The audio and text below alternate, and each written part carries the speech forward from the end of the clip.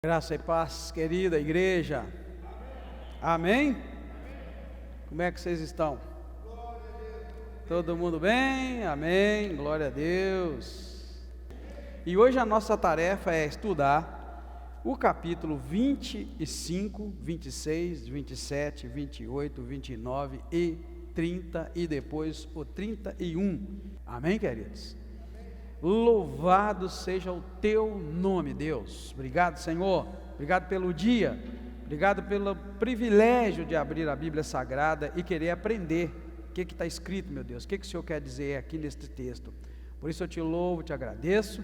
Peço que o teu Espírito Santo fale com cada um de nós e que aprendamos na tua palavra para depois aplicar na nossa vida e não sair por aí, ó Deus, fazendo besteiras, fazendo coisas erradas, fazendo aquilo que não te glorifica, porque tudo que o Senhor espera de nós e tudo que o Senhor tem para nós está registrado na tua palavra. Mais uma vez, te louvo, te agradeço, te bendigo em nome do Senhor Jesus Cristo. Amém. Pode sentar, queridos. O povo perece porque falta conhecimento, né, irmãos? Jesus falou: conhecereis a verdade, e a verdade vos libertará. É este o segredo, irmãos, de ter uma vida liberta, né? É este o segredo de levar uma vida de vitória e de saber exatamente o que Deus espera de nós aqui nessa terra. Antes de ter a Bíblia, irmãos, antes de ter ela escrita, os homens aprendiam direto com Deus, Deus falando aos seus corações, Deus levantando homens para falar. Mas olha que coisa boa, depois que o Senhor deu a nós a Bíblia Sagrada, a palavra escrita desde o tempo da lei, a gente hoje tem o privilégio de poder saber o que Deus quer de nós estudando a Bíblia Sagrada. Eu tenho uma preocupação muito grande, irmãos. As pessoas não estudam a Bíblia. Infelizmente, elas não estudam a Bíblia Sagrada, elas escutam o que os outros falam, né? E tem tanta coisa boa de Deus para nós, tem tanta promessa, tem tanta direção, tem tanta beleza, né, que Deus preparou para nós, mas a gente não sabe, né? Obrigado, irmãos. Entendeu, irmãos? É muita coisa boa, mas a gente não fica nem sabendo disso. Às vezes a gente sofre, irmãos, nas garras do inimigo. A gente sofre por escolhas erradas, por tomar decisões erradas, e está tudo muito bom, muito claro, né? A Bíblia nos orienta. Por isso, irmãos, estudar a Bíblia é tão importante para nós, tá bom? E a gente nunca pode deixar de estudar a Bíblia Sagrada. Na verdade, o que Deus quer nos dizer não está apenas no livro escrito que nós lemos aqui agora, mas está nas lições, nas mensagens, no contexto, né, na história que estava acontecendo ao redor, e não exatamente naquilo que está escrito, porque você vai encontrar muita coisa escrita que é para você não fazer. Aí se você pensa que tudo está escrito lá é para mim, aí você vai dar tudo errado na sua vida, né? Mas então, vamos analisar então, capítulo 25, pequenininho, apenas 6 versículos. Por que será que Bildade falou tanto das outras vezes, mas agora ele fala só um pouquinho? Você não parou para pensar nisso? Está ali, ó, naquele slide que eu escrevi. A curta resposta de Bildade, irmãos, a resposta tão pequenininha que ele deu para Jó, né, indica que os seus argumentos já acabaram. Esse é o fim, irmãos, está chegando no fim do livro de Jó. Na verdade é o capítulo 25, vai até o 42, mas por que é o fim? Essa é a última fala desses 3 amigos de Jó. Acabou, irmão, não tem mais argumento. Antes, lá atrás, se você olhar, ele falou 30 versículos, e por aí vai. Bildade falou 21, mais um punhado lá atrás. Zofar falou em 29 versículos, mas de repente, o Bildade vem e fala 6 versículozinhos, a última fala dele. Em geral, a gente fala mais no final, não é assim? A gente fala até babar. Então, irmãos, isso mostra para nós, isso indica, na verdade, que os argumentos desses amigos de Jó contra ele se esgotaram. Não temos mais muito o que falar, né? E ele chega a dizer aqui, olha, o argumento dele, irmãos, chega no ponto de dizer que Jó é tão pecador, Jó é tão iníquo, e tudo que Jó está sofrendo é tanto por causa do pecado, que ele chega a dizer assim: nem a lua e nem as estrelas em todo o seu poder de iluminar, elas são puras diante de Deus. Ele diz isso aqui, olha: se até a lua não resplandece e as estrelas são impuras aos olhos de Deus, quanto menos o homem, que é uma larva, e o filho do homem, que é um verme. O que ele está dizendo? Ele está concluindo a teoria dele, de que todo sofrimento humano é porque a pessoa estava em pecado. Essa é a teoria deles. E infelizmente eu lamento do fundo do meu coração, da minha alma, que a maioria de nós ainda pensa que se as pessoas estão sofrendo é porque elas estão no pecado. Eu lamento muito. O livro de Jó, o tempo todo eu estou falando isso, e eu espero que pelo menos uma meia dúzia sai daqui entendendo que não é bem assim, para você parar de julgar aquele irmão que está doente, aquela irmã que está doente, aquele irmão que perdeu o emprego, aquele irmão que a mulher, sei lá quem, separou. Por quê? Porque o livro de Jó está desmistificando esta ideia de que as pessoas que estão sofrendo é porque estão em pecado, porque Jó não estava em pecado. Jó era íntegro, reto, um homem mais temente a Deus, era um multimilionário, porque o capítulo 1 de Jó diz que ele era o homem mais rico do Oriente. Então Jó era um homem crente, servo de Deus, oferecia sacrifício pelos seus filhos, orava por eles. Então Jó era um pai melhor do que nós, irmãos, e mais rico do que nós, tudo ele era melhor, e cai uma desgraça tão grande sobre a vida de Jó. Então, Quinta Igreja Batista Nacional de Patinga, família Vibne e todo mundo que escuta esse vídeo, tira da tua cabeça a ideia de que A ou B está sofrendo porque está em pecado. Não existe isso. Deus é bom e faz tudo bom. Às vezes até umas cacetadas que Ele dá em nós é porque Ele nos ama. Tá bem, querido? Amém? Amém, igreja? Tira isso da sua cabeça, porque eu deixei claro aqui para os irmãos, que quem fala isso, fulano está em pecado, fulano perdeu o emprego porque não é fiel, fulano está assim, é tão hipócrita que quando ele perde as coisas, ele não fala a mesma coisa. É sempre assim, irmão. Então, quando a gente adoece, a gente até esconde. Você já conhece alguém que quando fica doente esconde dos outros? Tem muito crente, irmão, que adoece e esconde dos outros que está doente. Tem muita gente que tem certas doenças e esconde dos outros. Por que eles escondem? Porque eles têm na cabeça que toda pessoa que adoece é porque está em pecado. Aí no dia que eu adoeço, ninguém pode saber. O cara está morrendo por dentro, ninguém pode saber. Eu já vi gente, caso de pessoa que vai fazer tratamento, que tem dinheiro, vai fazer tratamento em outra cidade longe, para que ninguém da cidade dele fique sabendo que ele está doente. Eu já vi gente, conheço pelo menos uns 3 que fizeram isso. Não consulta na mesma cidade, porque ninguém pode saber que eu sou doente. E você sabe, né, irmão? Esse Massucunha, essa cidade de Patinga é tão pequenininha, se você for ali, uns 30 da igreja fica sabendo que você foi. Tem um punhado que trabalha lá, já fica sabendo: você estava na ficha lá e tal, te vi lá, está em pecado, hein? Você sabe que você é assim? Deus está te ensinando. E o mais pesado, Deus vai descer o porrete em você, para você aprender de Deus e sair abençoado e abençoando as pessoas. A pessoa não está sofrendo porque ela está em pecado. Pode ser sim que é um castigo de Deus, mas Jó é o exemplo de que pode também não ser um exemplo de Deus. A desgraça do outro, irmãos, deve ser encarada por nós com uma atitude de misericórdia. Se o outro desempregou, se as portas fecharam para o outro, a gente tem que ir lá abraçar, orar junto, levar uma palavra de esperança, chegar perto daquela pessoa, animá-la, porque é isso que os amigos de Jó deveriam ter feito com ele. Muito pelo contrário, detonaram o Jó dizendo: você está em pecado, você está em pecado, você está em pecado. Tá, irmãos? Já falei para vocês, isso não existe, e eu vou bater a tecla até o último segundo da minha vida. Os crentes têm que mudar de posicionamento e conhecer mais a Deus. A gente não conhece Deus da Bíblia, a gente conhece o Deus que os outros falam aí, né? Sabia que a gente conhece o Deus que os outros falam? Chega o outro lá e fala que você tem que ser próspero, tem que ser rico, tem que ter dinheiro, e come o seu dinheiro todo pedindo ele de dízimo, de oferta. Olha que coisa terrível, né? Aí chega o outro lá: você não pode ficar doente. Mas peraí, onde vocês arrumaram isso, né? Então o livro de Jó é essa lição.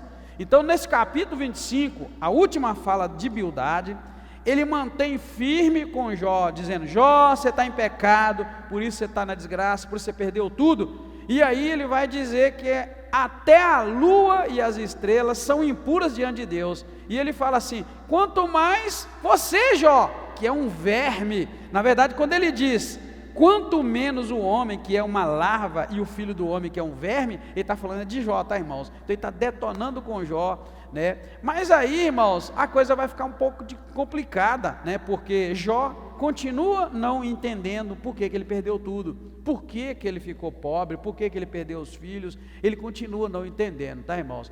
Bem verdade, tá, irmãos, que isso não deixa de ser verdade o que Bildade disse. Tá, irmãos, presta atenção. O livro de Jó, irmãos, olha, é pena que a igreja não veio em massa para aprender. Pena, quem veio e aproveitou vai ter uma carga para a vida pessoal. O Jó, irmãos, Jó fala muito para a nossa própria vida, tá? Tá bom? Fala muito para nós, para parar de olhar a desgraça do outro, ou olhar a desgraça do outro com outros olhos. Quando eu vejo uma pessoa, irmãos, capengando na vida, sofrendo, a primeira atitude minha é de compaixão. Tem misericórdia, meu Deus. Eu vou falar uma coisa para vocês que eu faço, nem minha esposa sabe disso. Muitas vezes eu faço oração pedindo a Deus para tirar as pessoas daquela vida, mesmo sabendo que elas estão lá porque elas pecaram. E eu faço essa oração atrevida. Eu oro a Deus: tenha misericórdia, fulano está colhendo o que plantou, mas tira daquela vida. E muitas vezes eu peço a Deus para eu também poder ajudar aquela pessoa com a minha própria vida. Agora, se você é do tipo que olha a desgraça do outro e vê a desgraça do outro e aponta o dedo, eu vou falar uma palavra que eu falei aqui tem uns 25 anos. Prepara, porque a tua batata está assando. Deus vai te jogar na mesma situação para você aprender a conhecer a Deus. A gente amaldiçoa muito os outros, irmãos. A gente fala mal da filha dos outros, não é? Quando a filha dos outros se perde, como a gente costuma dizer, não é assim? A gente vai e detona. Cuidado, que a tua filha vai pelo mesmo caminho, ela está viva. Quando o filho da outra se perde, a gente mete o pau. Cuidado, você tem filho. Quando o outro lá, o filho vai para sei lá onde, para o crime, você se diverte com aquilo e se exalta: eu sou bom pai, eu sou boa mãe, eu sou bom isso, sou muito crente, por isso que o outro caiu. Prepara, tua batata está assando, porque é isso que o livro de Jó está nos ensinando. Jó não tinha pecado e caiu numa desgraça terrível. Tá, irmão? Eu falo isso com sinceridade. Eu já até reuni os coordenadores da igreja, não sei se a Fátima era da época, mas eu reuni os coordenadores e falei com eles: ó, cuidado com o peso e com a medida que você trata os filhos dos irmãos na igreja. Você é da sua época? Era, a Fátima já era. Então eu reuni com eles e falei: cuidado com o peso e com a medida que você usa com os filhos de vocês, porque vocês têm filho ainda. Falei com eles: vocês têm filho em casa. Eu falei, ainda usei o meu exemplo. Eu já criei minhas filhas, elas saíram de casa, estão casadas lá, graças a Deus, todos casados com crente, mas vocês têm os filhos de vocês. Falei, irmã Fátima. Está aí a Fátima que estava no dia. Por que eu disse isso para ela? Por causa do livro de Jó. Se você pensa, irmãos, que no mundo espiritual é assim, vai acontecer de acordo com o que você crê. Se você crê que Deus pega o outro que pecou e mete o pau, quando eu digo assim, e tem gente que fica com raiva de mim, que eu sou um pouco duro, quando eu digo tua batata está assando, não é porque eu sou ruim, nem estou te amaldiçoando, é porque é regra bíblica, eu conheço Deus. Deus funciona assim. Deus age assim. Você faz, espera que vão fazer contigo. É por isso que eu falo, batata tua está assando. Por isso que tem que quebrar a maldição, irmãos. Pai e mãe tem que quebrar a maldição na vida do filho. Sabe como é que você quebra a maldição na vida de filho? Pedindo perdão pelo que você falou com a tua boca, porque aquilo que você falou vai vir de volta para você. E quando eu vi uma menina se perdendo, um filho, dizer, eu chorava, e chora até hoje. Por isso que eu falo para você, é melhor você chorar com o que chora, sofrer com o que sofre, porque você vai receber a mesma medida.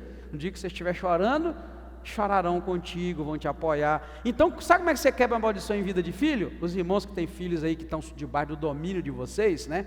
Eles são crianças e, enfim, não casaram ainda, não saem de casa. Por que não saem de casa? Porque depois que sai, o olhar de Deus para um filho depois de casado é outro, tá, irmãos? Você sabe disso, né? A autoridade de pai continua de pai. Você sabia disso? Depois que o filho casa, já era. Ele cria um ramo em uma família, tua autoridade de pai continua, mas ela torna-se limitada. O marido torna-se o cabeça da casa onde ele agora casou. Por isso que eles costumam dizer, quem casa, quer casa.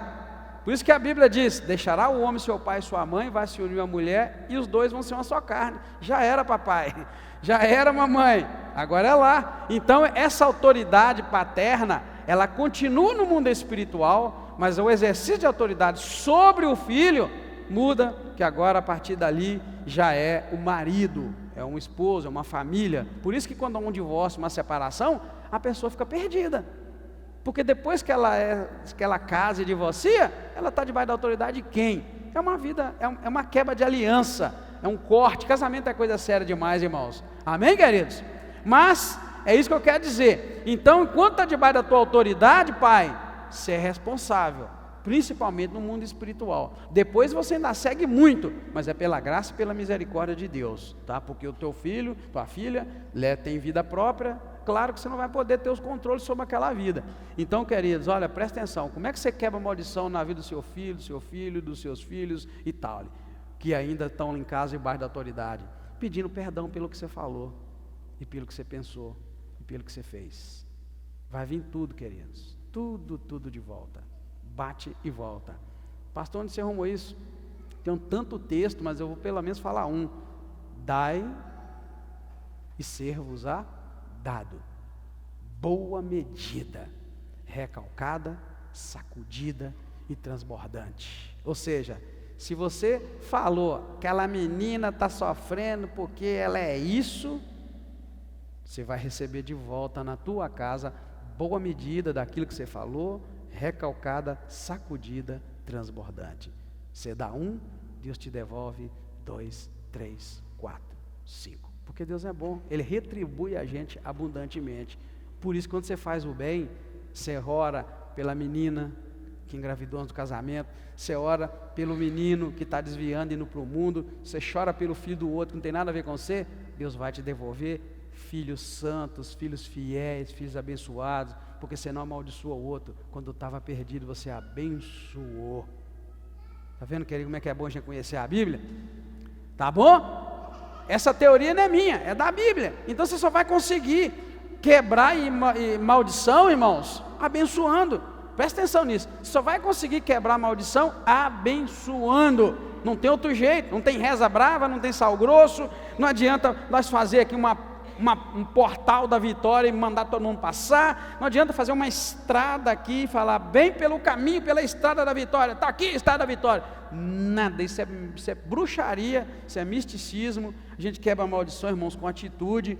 E então esses homens estão aqui insistindo em humildade, né, representando eles, que nada é puro aos olhos de Deus, quanto menos o homem e o filho do homem. Então o ponto de verdade dessa palavra é essa, que de fato nada resplandece e nem nada é puro aos olhos de Deus. De tão puro e tão santo que Deus é, nada é puro, né? Então sim, de tão santo, verdade. Então existe verdade nisso, mas agora a questão é que ele está falando de um homem que nada disso se aplica. Então, certo pela teoria, errado porque ele aplicou a teoria na vida de um homem que era muito santo, não é? Tem nada a ver. Se você conhece alguém que plantou, que está colhendo muita coisa ruim porque plantou, ou se você sabe que tem algo ruim na sua vida e você sabe que você plantou, então você tem que aguentar agora, então você se aplica bem aquilo ali. Mas se você pega uma palavra dessa e manda ela para uma pessoa igual Jó, que não tinha nada a ver, e você começa a dizer ali, tá, Jó está sofrendo porque Jó é isso, é aquilo, né? Aí você está fazendo a coisa errada. A verdade dita ou direcionada para a pessoa errada, ela é nula, ela não funciona. Por isso que a Bíblia vai dizer para nós, maldição sem causa não pega a gente. Ou seja, deixa eles te amaldiçoarem, deixa mandar maldição para a tua vida, deixa falar mal de você, deixa falar o que quiser, se não tiver causa, se aquilo não for verdade, não vai te acertar. Agora, se for verdade, pum, vai direto, né? Tem gente que pega aquele texto e fala: 1000 cairão ao teu lado, 10.000 à tua direita, mas tu não serás atingido. E pega aquilo e usa para ele: pode me amaldiçoar, 1000 vai cair ao meu lado, 10.000 à minha direita. E aí qualquer maldiçãozinha, pum, pega o cara e derruba ele. Ou seja, ele tem um motivo. Na vida dele tinha abertura de pecado, maldição vai pegar. Agora, quando não tem, não pega. Não se preocupe. Maldição, se ela não tiver um motivo, ela não pega. Quero te dizer que funciona assim, mas você tem que crer. Agora, tem muito crente aqui na nossa igreja e nas igrejas que morrem de medo das maldições e das coisas espirituais. Irmãos, Deus é quem cuida dos seus. Amém, queridos? Deus é quem cuida. Você tem que conhecer Deus e pôr sua vida de molho, sua barba de molho. Agora, se a sua vida é uma vida de amaldiçoar, de falar mal, se a sua vida é uma vida de pensar que todo sofrimento é consequência do pecado, é onde eu digo: prepara que a tua batata está assando. Deus vai te mostrar que não é assim. Como é que Ele vai te mostrar como é assim? Você está usando as mulas para falar, se usa o pastor, se usa não sei quem para falar, mas você continua entendendo que Ele vai fazer na tua vida para você ver e te colocar contra a parede. Sabe, irmãos, quando acontece essas coisas, é Deus nos pondo contra a parede e mostrando: você vai continuar acreditando ainda? Né? Mas tem gente que não entende, tem gente que torce a Bíblia, torce tudo e segue na mesma caminhada e morre crendo. Então o grande desafio do livro de Jó, irmãos, é exatamente esse: é você entender, se Jó era homem íntegro, era isso, era aquilo, isso aconteceu com ele, então desfaça-se a ideia de que todo mundo que sofre é porque está em pecado. Agora, é o que eu digo, a gente precisa ter esse entendimento e buscar na palavra de Deus, entendeu? Então, embora isso seja verdade, Jó nunca afirmou que ele não tinha pecado. Você não vai encontrar em momento nenhum Jó dizendo que ele não tinha pecado. Você vai encontrar Jó dizendo que Deus foi muito duro com ele, porque fez ele sofrer daquele tanto, mesmo sendo ele quem ele era, não é? E apenas ele alegou que o seu sofrimento não foi incorrido por causa do pecado. O tempo todo ele está dizendo que ele é pecador, que ele é fraco, que ele é isso, mas ele está dizendo: o meu sofrimento não foi por causa do pecado. É incrível, é o caminho que a gente tem que seguir. Amém, queridos? É claro que você tem que fazer uma avaliação. Não, meu sofrimento é por causa do pecado. Se é por causa do pecado, então não se aplica para você aquilo. Você tem que receber essa palavra, confessar o teu pecado, abandonar e buscar o socorro de Deus. Tá, irmãos? É muito complicado dar um estudo desse. Se você não estiver acompanhando, você pode entender mal. Não é nada do que se pensa. Todo sofrimento não pode ser e não é consequência de pecado. Mas se o sofrimento é consequência de pecado, tem o caminho de alcançar o perdão de Deus e a graça de Deus. É confessar o pecado. Se confessarmos os nossos pecados, Ele é fiel e justo para nos perdoar os pecados e nos purificar de toda injustiça. 1 João diz isso. Então, se tem pecado, tem solução: confissão, abandono, perdão do Senhor. E aí Deus vai derramar sua graça sobre nós. Nem tudo que a gente faz, a gente sai ileso. Às vezes a gente faz uma escolha, irmãos, que planta uma semente, infelizmente essa semente brota, né? Agora, quando a semente é plantada e a gente vai lá rapidão, arranca aquela semente e destrói ela, a semente do pecado, não terá consequências como se a gente deixar aquela semente crescendo, e depois a vida vai ficar um problema muito sério. Então você está entendendo, irmãos? É assim que Deus trabalha o tempo todo. Deus nos avisa, nos ajuda, nos ensina. Com a mesma medida que a gente medir, nós seremos medidos. Então a gente precisa aprender isso de Deus, irmão, para a gente levar para a vida. Sabe qual conselho que eu dou para você? Irmão, não fala nunca mal de ninguém, fala só bem. Eu já falei isso que outro dia. Fala só bem, fala só bem, porque Deus vai te retribuir, irmão, em grande quantidade. Então fala só bem, fala bem do Joaquim, bem da irmã, bem do outro, bem da tua igreja, fala bem de todo mundo, você vai ser retribuído. Fala bem, amém, queridos? Fala bem da tua igreja, fala bem dos teus vizinhos, teu colega de trabalho, fala bem, porque vai haver retribuição, Deus vai retribuir.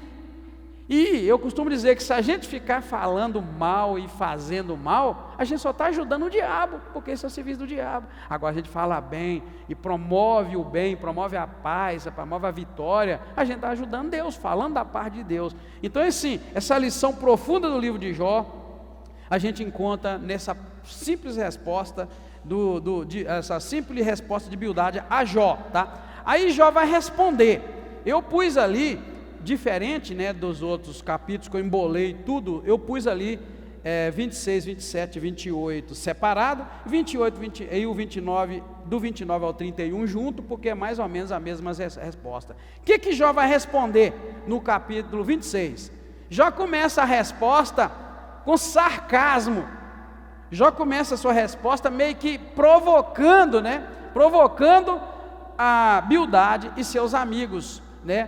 Por quê? Porque a abordagem deles, irmãos, até agora, dos 3 amigos de Jó, não se preocupou nem um pouco com o sofrimento de Jó. Então Jó vem com certo sarcasmo, meio que gozando da cara deles, né? Do versículo 1 ao 4, e dessa maneira ele dá meio que uma provocada. Ele fala assim, verso 2, 3 e 4: como é que ajudaste aquele que não tinha força, e sustentaste o braço que não tinha vigor?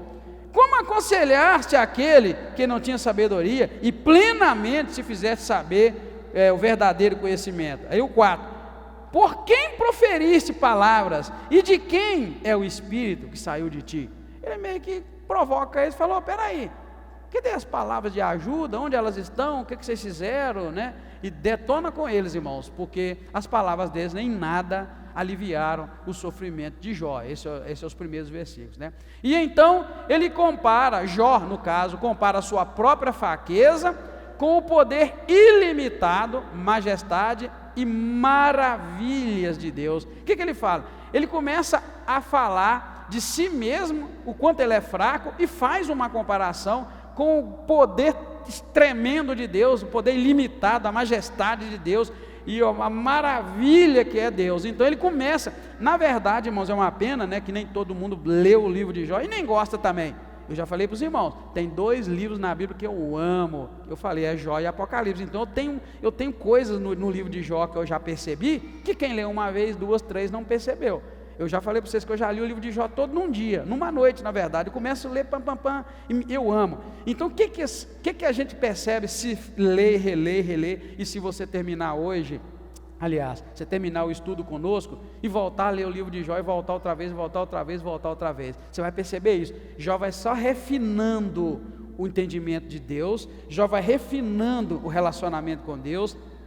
Jó não abre mão da ideia dele de que ele não está recebendo sofrimento por causa de pecado. Ele mantém firme, irmão, até a última palavra, que não foi por causa do pecado que ele sofreu assim.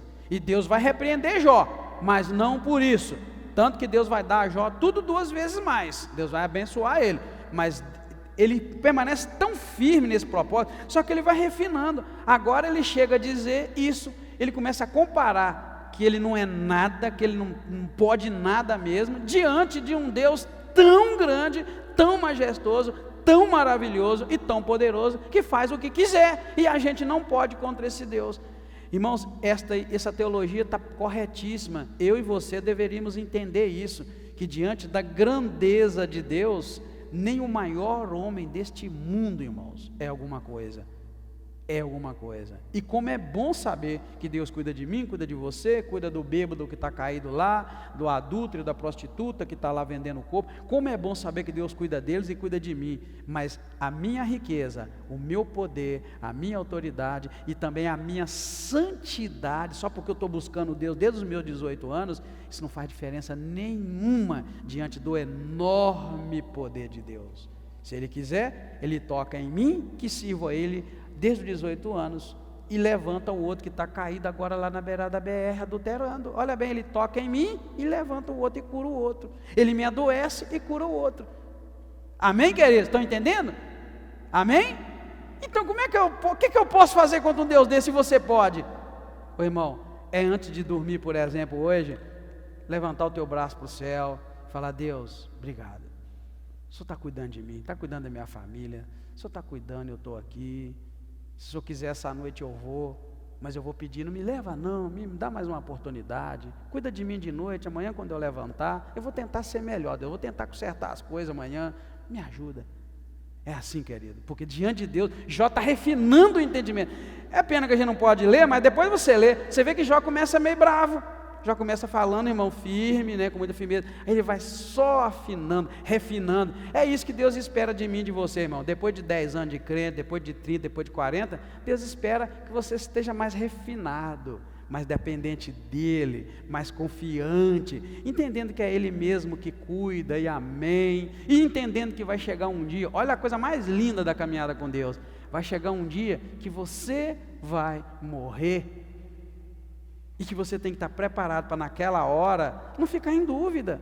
Eu estou morrendo porque eu tenho pecado, que vergonha que eu morrer, que vergonha vai ser os irmãos fazer meu culto. Não, irmão, você vai refinando e vai entendendo que esse caminho é para onde nós estamos indo, e que neste dia quando chegar, eu tenho que estar muito feliz, grato. Eu acho que antes de morrer, pastor Edgar, eu acho que antes de morrer deve bater na gente, o filme deve voltar, deve dar uma tristeza, né? Não vou ver mais meu esposo, não vou ver minha esposa, meus filhos, não vou ver mais a igreja. Eu acho que deve bater assim, um momento, se Deus permitir, é claro, né? Você deve ficar assim.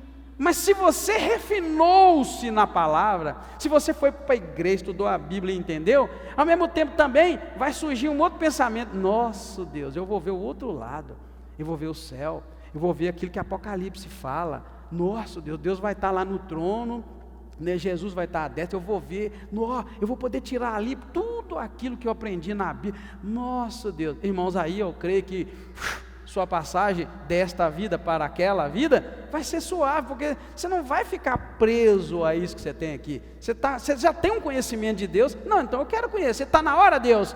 Está na hora, não tem jeito mesmo, é agora? Então eu quero, né? Aquele hino que a gente canta: hei de ver meu Redentor, redimidos ante dele eu hei de estar, né?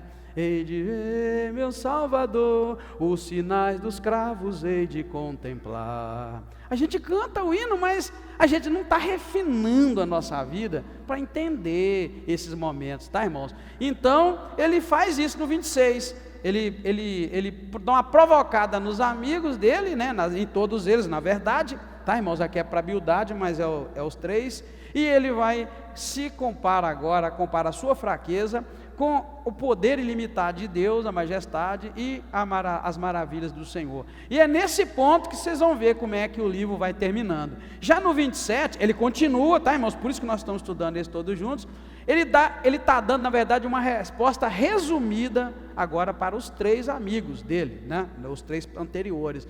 E ele ainda se apega à sua reivindicação de justiça, embora agora ele coloca isso no contexto do julgamento divino, do julgamento de Deus. Então ele já não está mais ali se defendendo diante de Deus. Agora ele já coloca, ele mantém firme que ele precisa da justiça de Deus, mas Deus não está sendo justo com ele, e ele vai colocando isso do ponto de vista de Deus. Por que ele não está sendo justo? Repito, quando ele diz que Deus não é justo, ele não era um pecador babando no pecado, que vai falar que Deus é injusto. Não, ele era um santo, um homem de Deus, um crente temente a Deus, sempre, e foi até elogiado por Deus, e sabe que está sofrendo não é pelo pecado. Então ele começa a dizer, nessa comparação dele, da fraqueza dele e a grandeza de Deus, ele começa a dizer assim: Deus é desproporcional, Deus, o Senhor tão poderoso, tão santo, tão justo, resolveu fazer isso tudo comigo. O Senhor não me dá chance.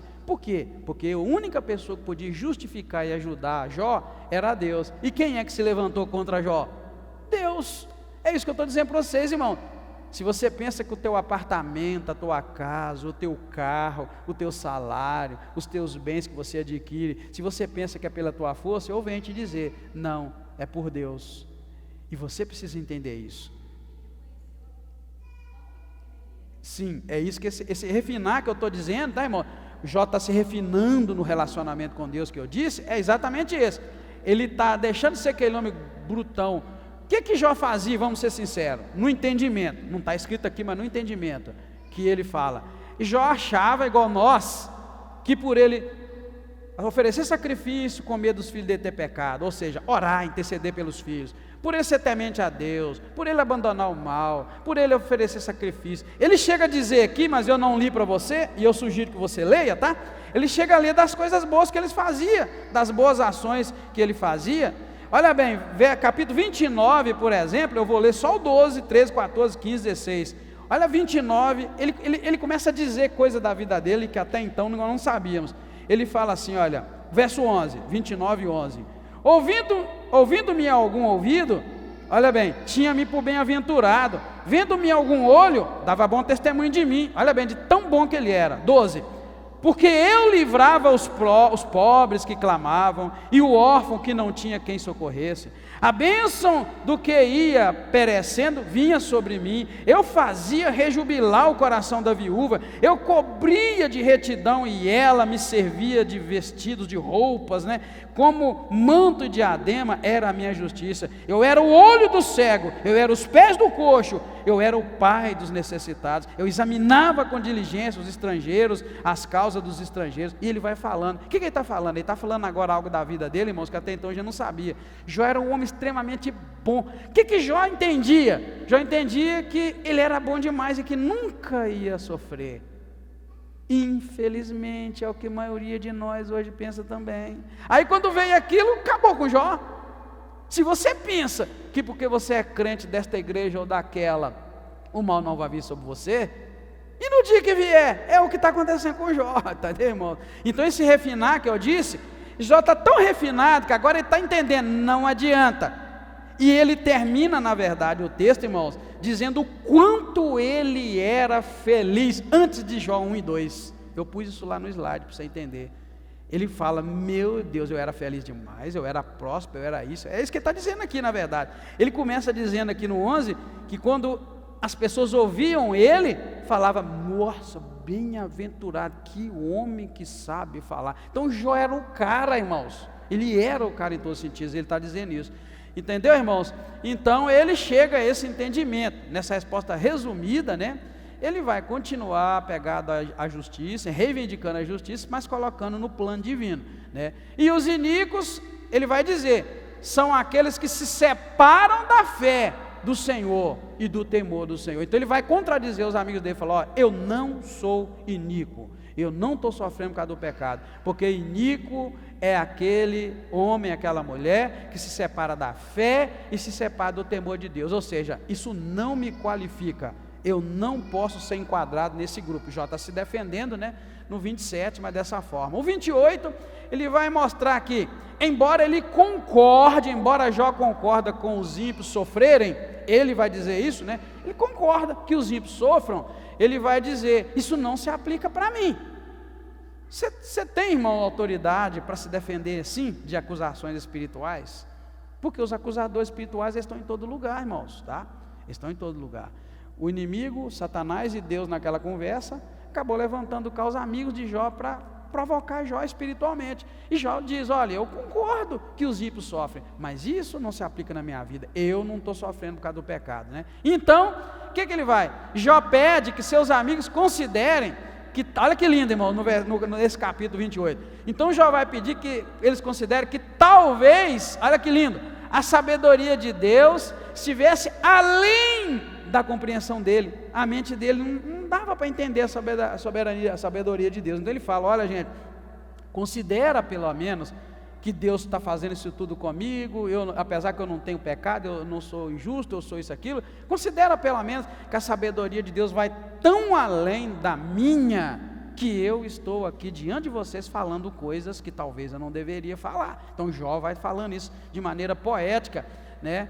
E também ele diz que a sabedoria, irmãos, ela não é adquirida nem pelo conhecimento natural, nem teórico, e nem há como comprar a sabedoria com ouro e nem com prata. Ele era rico, milionário, e ele chega a essa conclusão, ele fala, olha, não se compra a sabedoria, porque ela é infinitamente maior do que a gente possa fazer. Tem gente que acha que se pagar para estudar vai ter sabedoria. Tem gente que acha que se for para uma boa escola vai ter sabedoria. Não, escola não ensina sabedoria, irmãos. Sabedoria ensina o temor de Deus, é o princípio da sabedoria. Por isso que ele fala aquilo ali. Ele mostra, né, que quem não tem sabedoria é a pessoa que se afasta. O iníquo é a pessoa que se afasta de Deus. E ele vai mostrar que a sabedoria não se consegue comprando, porque a sabedoria de Deus é diferente da sabedoria do homem, né?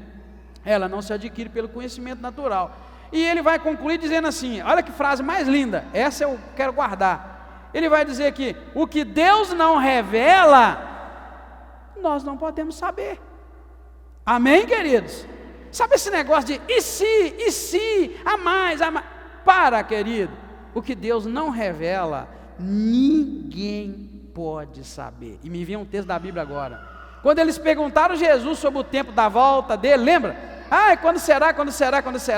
Jesus fala que o tempo da volta, da volta do Senhor, o tempo de acontecer aquelas coisas, nem ele sabia. O que Deus não revela, nem Jesus sabe. E tem muita gente aí, pregadores por aí, se aventurando em dizer que sabe tudo. Eu tenho muito medo dos teólogos da internet, que os camaradas sabem tudo, até o que Deus não revelou, eles sabem. Então guarda isso, olha, o que Deus não revela, não podemos saber. E é esse entendimento que Jó está tendo no 28, ele está dizendo assim, olha, considera, gente, que talvez a sabedoria de Deus seja tão além da minha compreensão, que eu não consigo adquiri-la, e nem consegui com tudo que eu tinha, nem com a minha vida, nem com a minha experiência de vida. Então, considera isso. Olha, o que Deus não revela, não tem jeito, e eu não vou entender o que Deus está fazendo. E você pode notar que quando Jó, irmãos, se joga nisso, eu não estou entendendo, e não é para eu entender, e se deixa levar, logo, logo Deus vai ter uma resposta para Jó, para a vida de Jó, tremenda, né, irmãos? Quando a gente para de questionar Deus, irmãos, e adora a Deus, tá? Quando a gente para de questionar e vai para a oração, quando a gente para de questionar e se debruça diante de Deus em conhecer Deus, Deus dá solução. Eu nunca vi um problema que Deus não resolvesse, nem na minha vida nem na vida dos outros. A gente aqui determina o tempo, né, irmãos?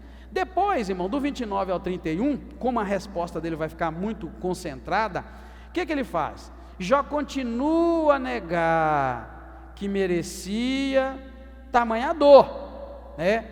A memória de Jó é agitada quando ele relembra do seu passado glorioso, tá vendo? Aí ele vai lembrar do 29 ao 31 e vai lembrar do passado glorioso. O passado glorioso é antes de Jó 1 e 2, quando ele era rico, ele era próspero. Então ele começa a relembrar do seu passado glorioso antes desses eventos de Jó 1 e 2, quando ele vivia debaixo da proteção de Deus, quando Deus abençoava o fruto das mãos dele, quando ele era rico, vinha gente de longe para conhecer sua sabedoria, ele estava debaixo da graça de Deus, sabe? E eu vou ser sincero, irmãos, você quer saber se uma pessoa está firme com Deus? É quando vier a crise na vida dela. Repito, você quer ver se uma pessoa está firme com Deus? É quando vier a crise. Vocês me viram de crise de dor, né? Faz um ano, está fazendo um ano. É ali que você vê.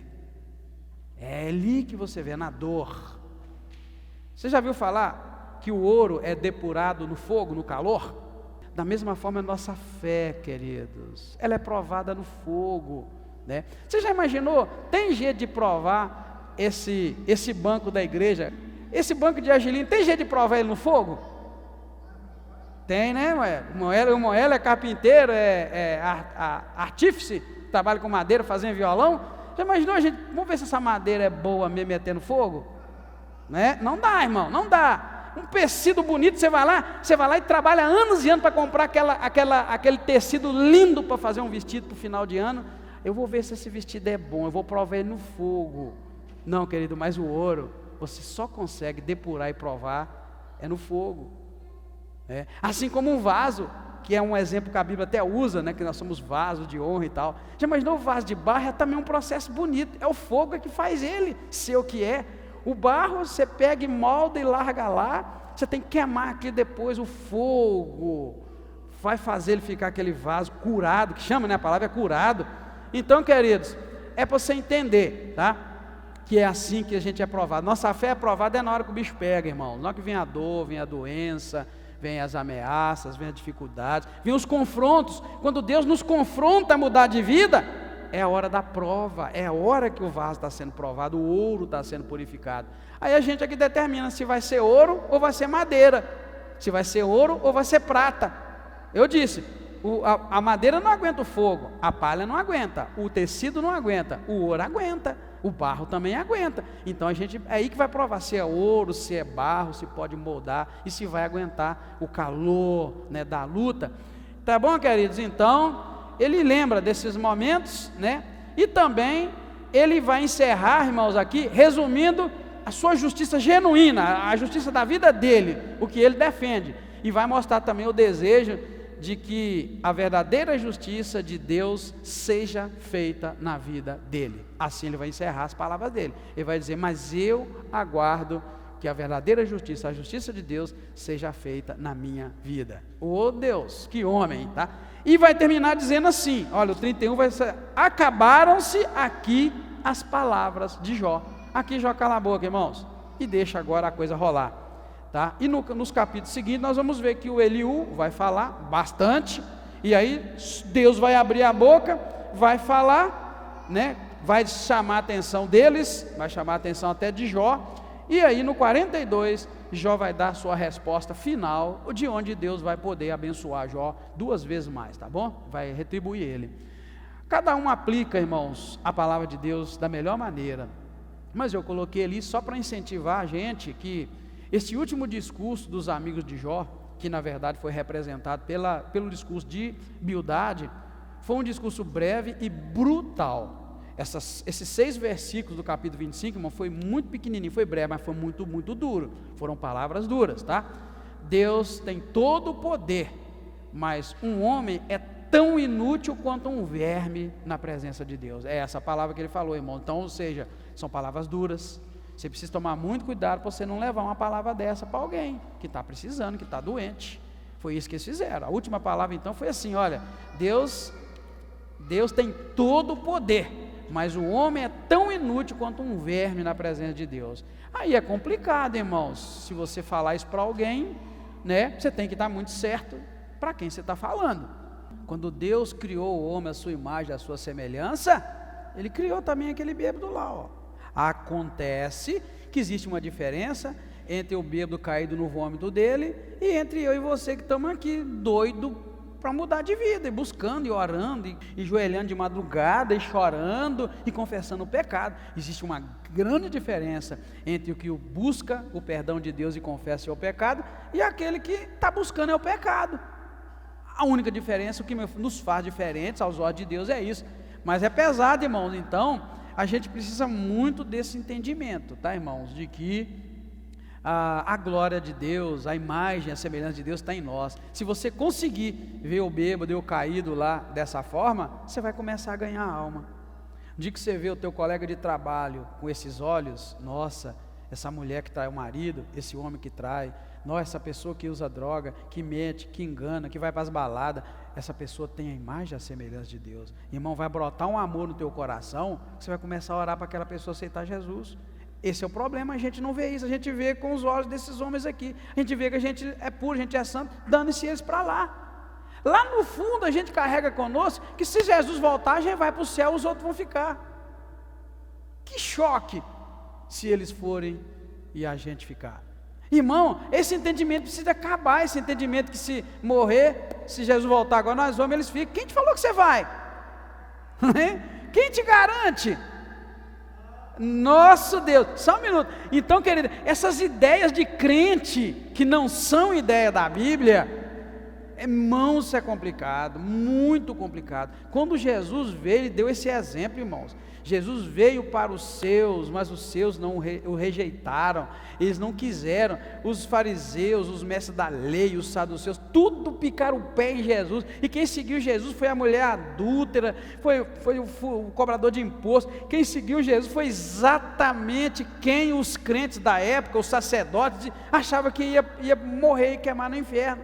A igreja começou com esses caras, que eles achavam que ia para o inferno, enquanto eles ficaram de fora. Então assim, essas ideias, a gente precisa abandonar as ideias de crente e começar a pegar as ideias de Deus e as ideias de Cristo, irmãos, porque é elas que nos fazem falta. Nós vamos começar uma escola de líder terça que vem, né? Os irmãos que se matricularam aí vão começar conosco.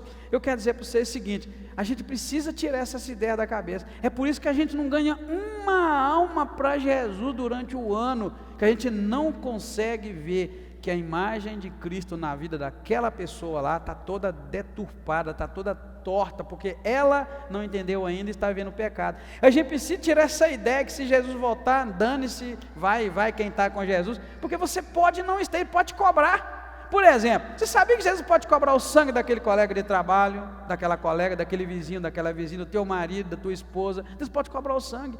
O Deus vai dizer lá na palavra dele, que se ele mandar o profeta ir lá e falar com a pessoa, que se ela não converter ela vai morrer, e o profeta não foi, e aquela pessoa morrer, o sangue daquele profeta cai, daquela pessoa que morreu sem Deus, cai sobre o profeta que não foi. E quantas vezes Deus está te falando, você precisa ganhar aquela alma, e você não ganhou ainda e nem foi lá. Aí o outro de lá morre, é alcançado, e você fica, e lá na glória, você vai perguntar, o que aconteceu? Mas que deu errado aí, Deus? Deus vai falar, não rapaz, você não entendeu, eu te dei uma tarefa, você não fez. Ele não tinha tarefa, ele foi alcançado pela graça, pela misericórdia. No último segundo foi alguém que falou para ele, e Deus ainda pode te mostrar, lá, quem falou para ele, e você ficou. Irmãos, eu queria que os irmãos entendessem que evangelização é urgente, ganhar alma é urgente. Ganhar alma, irmãos, é mais urgente do que ganhar dinheiro, irmãos. Ganhar alma é mais urgente do que ser promovido. Ganhar alma é mais urgente do que a gente ir para o céu, porque a gente foca nesse tem de ir para o céu e não cumpre o id, o falar de Jesus. Então assim, ganhe todas as almas e ganhe a tua alma também, sendo obediente. É sério, irmãos. Os anos nossos de igreja, irmãos, prejudica a gente muito, os anos de igreja. Por quê? Vou te ser sincero. Para e pensa, como era a sua fé naquele primeiro mês, naquele primeiro ano que você aceitou Jesus? Como é que era a tua animação? Por isso que eu falo, os anos de igreja, às vezes é problema. Às vezes é melhor você aceitar Jesus e morrer um mês depois, do que você aceitar Jesus e morrer 30, 40 anos depois. Porque morre uns crentes fracos, morre às vezes incrédulo, morre às vezes infiel, morre às vezes no adultério, no pecado, porque acha que está salvo. Repito, irmãos, é uma palavra pesada. Às vezes é melhor aceitar Jesus e morrer logo depois, porque a gente começa a falar mal dos outros, começa a criticar, começa a derrubar os outros, acha que tem cadeira cativa. Então, irmãos, essa palavra que eu estou dizendo não é para você desanimar não, é para você buscar viver o primeiro amor, aquela empolgação, aquela alegria, aquela fé, aquela graça, aquela disposição, porque é o que a realidade mostra, irmãos. E a discussão de Bíblia, a gente vai ficando crente, a gente acha que sabe Bíblia, e dando a discutir, brigar e defender suas ideias, enquanto na verdade a Bíblia às vezes fala assim, vai por esse caminho, mas a gente é teimoso e vai por aquele. Tem gente que ainda fala assim, mas porque o pastor fulano ensinou. Me ajuda, rapaz. O pastor fulano é comedor de feijão, assim como eu, e nós somos. O que a Bíblia diz? O que a Bíblia diz? É o que a Bíblia diz, é que manda. Então, irmãos, assim Jó vai entender, o discurso deles é, Deus é todo poderoso, mas o homem é tão inútil quanto um verme na presença de Deus. E toda tormenta que isso vai causar na mente de Jó, vai fazer Jó refletir no quanto ele era feliz antes dos eventos do capítulo 1 e 2, e com isso então ele reitera a sua confiança na justiça de Deus. Amém, queridos? É isso que Jó vai concluindo, em nome de Jesus. Assim nós encerramos esse estudo, e eu peço que Deus possa ter te abençoado, e espero que Deus te abençoe muito na sua vida, reformulando algumas ideias, reformulando alguns sentimentos, e te fazendo ser uma pessoa que pensa como Deus pensa, pensa como o Senhor espera, queridos? Oremos. Muito obrigado, Deus, seja a tua a honra, a glória e o louvor. Pedimos, Senhor, tira de nós as ideias erradas com relação ao Senhor e com relação à tua palavra. Tira tudo aquilo que nós carregamos e que é errado. Limpa-nos completamente todo o ensino, meu Deus, que não te agrada. Ajuda que sejamos ganhadores de almas, discipuladores, evangelistas, dispostos a aprender com o Senhor e a multiplicar. Obrigado, peço ao Senhor que não retira o teu Espírito Santo de sobre a igreja, mas que a igreja seja como um jardim vivo, florido, e que floresça, que cresça, que multiplique. Não retira o teu Espírito sobre a igreja, Pai, em nome de Jesus eu te peço, como pastor, como ministro desta igreja, eu peço que o Senhor não retire o teu Espírito da igreja, mas que ela seja viva e renovada a cada instante. Muito obrigado. Peço a Ti pelos nossos irmãos que estão doentes, irmã Penha, peço a Ti pela irmã Maria do Carmo, peço a Ti pelo irmão Tiãozinho, pelo Fred, e em nome de Jesus, guarda cada um deles, Deus. Peço também pela viagem que o irmão Hélio vai fazer, que o Senhor possa encaminhar o Teu filho e guardá-lo em nome de Jesus. Mais uma vez, peço a Tua bênção em nome do Senhor Jesus Cristo. Amém. Muito obrigado, irmãos. Deus abençoa e te dê uma ótima noite em nome de Jesus.